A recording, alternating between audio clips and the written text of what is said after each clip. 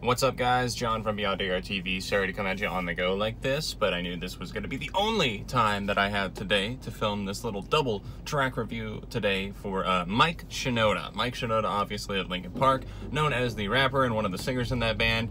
And obviously Linkin Park has been in a weird state since Chester Bennington ended up passing away last year unexpectedly, and that was hard on everyone, including Mike Shinoda.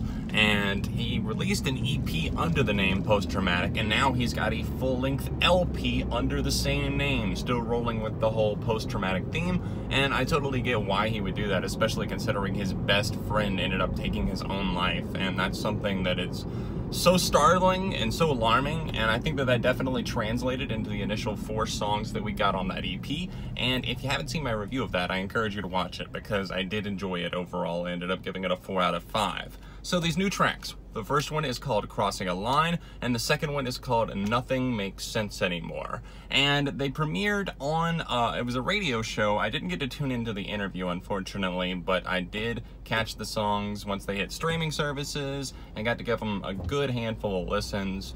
And while they're not my favorite things by any means, I definitely think that they grow on you. It reminded me of the way it hit me with, like, once I was, like, I guess starting to get into some of Linkin Park's more electronic sounding stuff, like off of 1,000 Suns, not that it's that crazy or wild or anything. And then obviously One More Light, which was an album that I think was pretty polarizing to fans just because it was so poppy. And I would say that on these tracks, it kind of rides the line between pop and alternative. And I think that alternative stations and, you know, playlists and everything like that are still going to show Mike love. But on this track, and on both tracks really here, they're a little bit more electronic and minimalistic. Crossing a Line, let's start there. That's the first track on the little double 2-song release. And I think this one is probably the catchier out of the two. Not that I think he was trying to make catchy songs by writing this stuff. I just think the way that this one comes off, I think it gets stuck in your head a little bit more. There's some nice guitars that pop up during the chorus, and I think that that's a nice supplement to Mike's voice here because he does sound a little bit obviously confused, and I think that he sounds even more confused once we get into the kind of hazy, nothing makes sense anymore.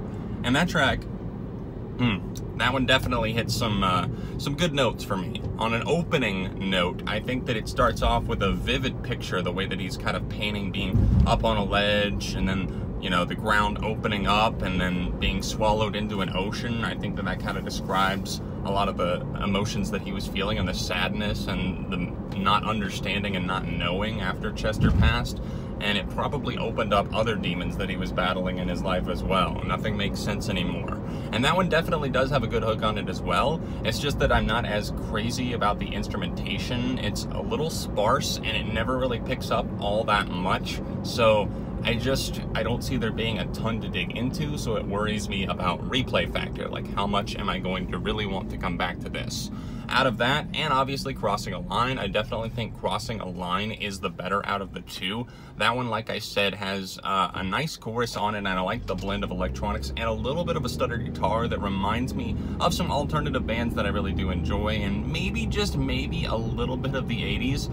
I remember Mike saying recently in an interview that apparently while he was trying to write new music, he was apparently writing bad grunge songs, all these other things, that trying to find, I guess, his lane and how he wanted to really give an outlet to his feelings. And I would like to hear those grunge demos, I'm not gonna lie, just because I love hearing Mike Shinoda over some loud guitars and that sort of thing.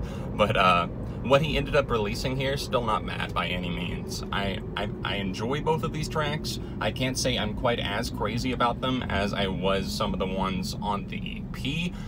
There's no rapping at all on this little 2-song release here, and that does kind of worry me for a full length, so we'll just have to see what he ends up doing. Not that Mike is a bad vocalist, he's definitely improved over the years. I originally wasn't a huge fan of his clean vocals, at least back in the day, but they've definitely grown on me, and I think that he does a great job here on these tracks, at least in terms of the way that he's putting himself out there, and the vocals kind of flow nicely with the more chill and relaxed, sparse vibe of these tunes. What do you guys think, though? Sound off in the comment section down below. And of course, this is all just my opinion. I'm honestly feeling a 3.5 for both of these tracks. I think that accurately sums up my feelings. So anyways, please drop a like on this video.